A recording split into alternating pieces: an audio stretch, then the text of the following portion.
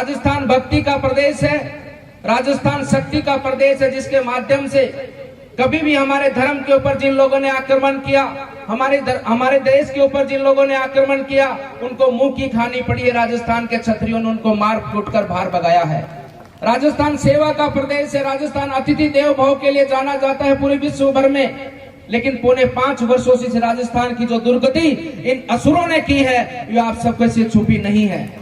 बंधुओं, मैं कहना चाहता हूं, जब असुर का राज होता है, चाहे कंस की राज की बात कर लो, चाहे रावण की राज की बात कर लो, चाहे जरासंध के राज के समय की बात कर लो, जब असुर गद्दी पर बैठते हैं, जो इस प्रकार से अधर्मी लोग गद्दी पर बैठते हैं, तो धर्म का नाश होता है। और धर्म का जो जिस प्रकार से आज हानि हम सबको देखने को मिली है, यही तांडव हम सबको आम देखने को मिलता है।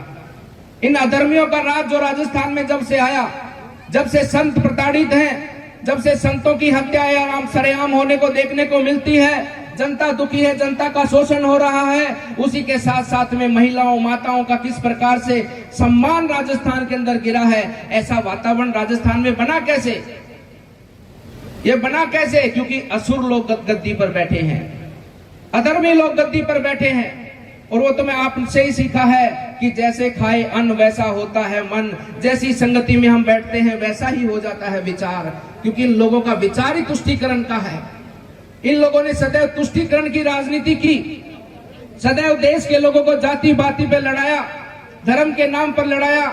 अगर कांग्रेस भलाई करना देश का चाहती, तो देश में आज 77 वर्ष हो चुके आजादी के, सर्वाधिक समय कांग्रेस ने प्रदेश और देश में राज किया। लेकिन क्या किया जनता के लिए, क्या किया आपके लिए? जब भी चुनाव आता है तो झूठ की दुकान खोलकर बैठ जाते हैं, क्योंकि देश की ये कांग्रेस कभी चाहती नहीं है कि देश का किसान, देश का गरीब आगे बढ़े। उसी प्रकार की नीतियों को इन्होंने सदैव आगे बढ़ाया, उसी प्रकार की नीतियों को लेकर ये लोग आगे चले।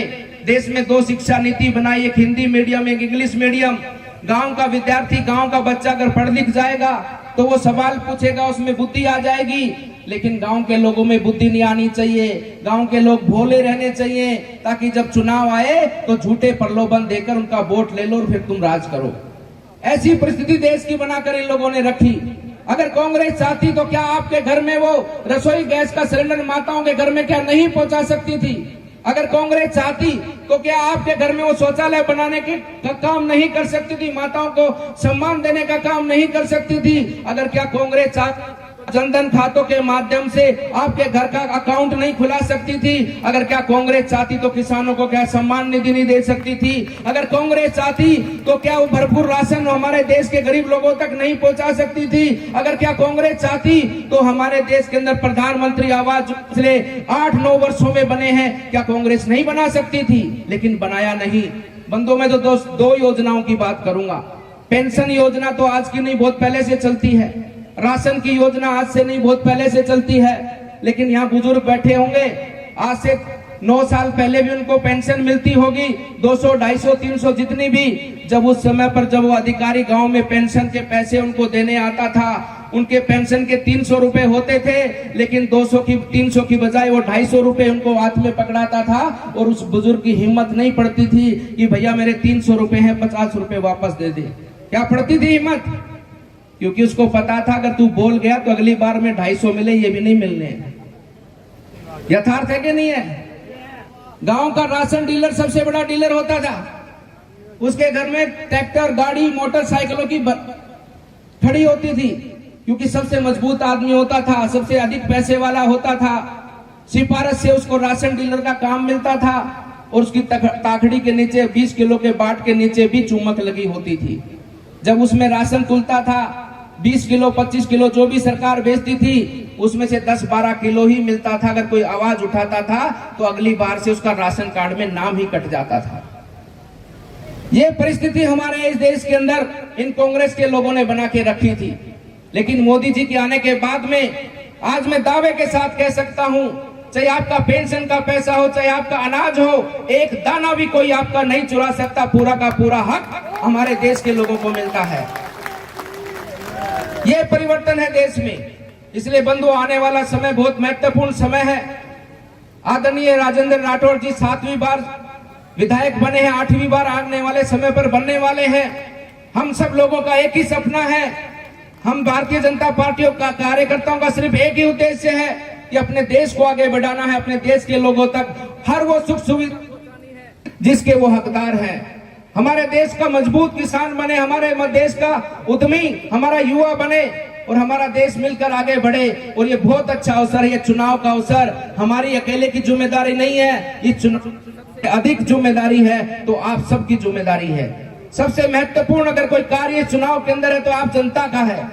आपका दायित्व तो बनता कि हम सत्ता के ऊपर सेवा करने वालों को बैठाएंगे या सत्ता के ऊपर अधर्म का शासन करने वाले ऐसे गुंडे मवालियों को बैठाएंगे जो लोग राजस्थान के मान सम्मान को गिराने का काम करते हैं। और याद करो वो दिन आज से 5000 साल पहले का, एक बार द्रौपदी का भी वस्त्र हरण हुआ था और आज राजस्थान में इस कांग्रेस के शासन में हमारी बहन का भी वस्त्र हरण हुआ है। इन अधर्मी लोगों को उखाड़ कर फेंक कर राजस्थान में धर्म का शासन करना है और राजस्थान में सेवा को समर्पित भारतीय जनता पार्टी को आपकी सेवा करने का अवसर हमें देना है। इस बात को हम सब लोग ध्यान रखें क्योंकि बहुत महत्वपूर्ण समय है। ये समय हमारे देश को आगे बढ़ाने का, हमारे प्रदेश को आगे बढ़ाने का है। ये अमृत काल है हमारे देश का। युवा भारत है, आज युवा भारत की शक्ति है। इस युवा भारत की शक्ति को हम सबको अपने देश की उन्नति के अंदर लगाना है। अगर छोटी सी भी चूक हो गई तो आने वाले समय पर जब देश 100 वर्ष का होगा, क्या जवाब देंगे उन शहीदों को,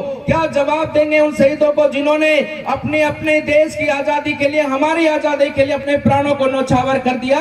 और क्या कहेंगे उनको कि उनके सपनों का हम भारत नहीं बना पाए, उनके सपनों का हम सक्षम भारत नहीं बना पाए। ये जिम्मेदारी 135 करोड़ भारतवासियों की है, आप सबकी जिम्मेदारी है। इसलिए मेरा निवेदन है, मेरी आत्मा से, मेरे मन से, एक निष्ठा भाव से मेरा आपसे निवेदन है, और जो हम कहते आए आपके बीच में पूरे समर्पित भाव से, सेवा भाव से, पूरी ईमानदारी से आपके बीच में कहने आए, आप हमें सेवा करने का अवसर दो। हम उन शहीदों का सपना पूरा करेंगे और अपने भारत को एक संपन्न राष्ट्र बनाकर इस भारत भूमि को आगे बढ़ाने का हम सब लोग मिलकर काम करेंगे। और इन अधर्मी लोगों को एक एक को मेरे माध्यम से मैं आदरणीय राठौड़ साहब की अनुमति लेना चाहूंगा कि मैं कहना चाहता हूं उन सब लोगों से, इन गुंडे मवाली बदमाशों से, इन प्रॉपर्टी के दलालों से, इन कांग्रेस के भ्रष्टाचारी नेताओं से समय से अपना राशन कार्ड बंगाल का, कर्नाटक का बनवा लो। बीजेपी की सरकार आने वाली है, तुम लोगों को राजस्थान में छुपने की जगह नहीं मिलेगी। एक एक अपराधी को, जिन लोगों ने हमारी माताओं बहनों की इज्जत को सरेआम किया है, उनको एक एक को सजा दिलाकर इस राजस्थान की जनता को हम न्याय दिलाने का काम करेंगे। और जिन लोगों ने राजस्थान की जनता का पैसा खाया है, उनकी जेब से, उनके आतड़ियों से राजस्थान की हक का पैसा निकालकर उनको सजा दिलाकर उनको जेल में चक्की पिसवाने का हम काम करेंगे।